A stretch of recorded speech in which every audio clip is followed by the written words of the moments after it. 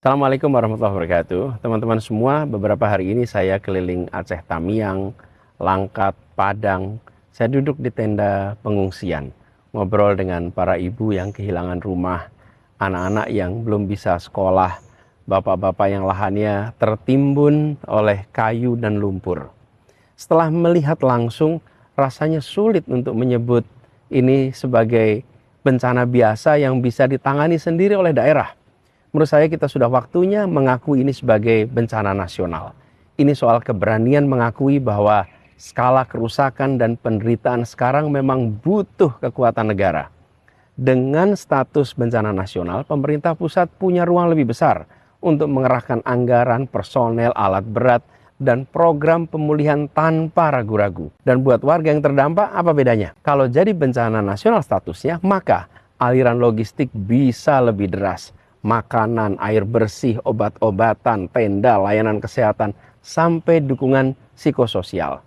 Dan akses jalan yang putus bisa lebih cepat dibuka karena alat berat, TNI, dan semua instansi bisa digerakkan lebih masif. Dan ke depan, program perbaikan rumah, sekolah, jalan, bantuan usaha kecil juga bisa lebih kuat karena dibiayai negara, bukan hanya mengandalkan APBD yang terbatas. Saya paham ada kekhawatiran. Kalau statusnya bencana nasional, apakah tidak makin rawan korupsi, makin rawan tumpang tindih kewenangan, atau intervensi pihak luar? Kekhawatiran itu wajar, tapi jawabannya bukan menahan status bencana nasional, melainkan memastikan tata kelolanya diawasi ketat sejak awal. Dan bagi para korban, status bencana nasional jadi pesan bahwa negara benar-benar melihat dan menganggap ini sebagai urusan kita bersama, bukan sekedar urusan daerah.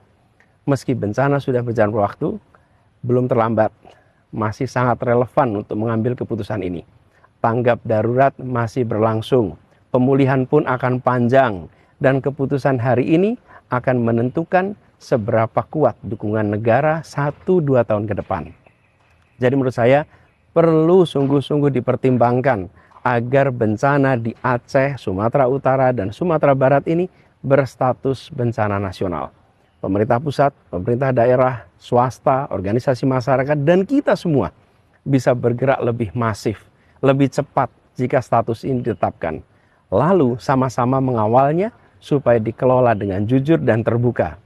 Agar saudara-saudara kita yang sekarang masih tidur di tenda benar-benar merasakan bahwa Indonesia berdiri di belakang mereka.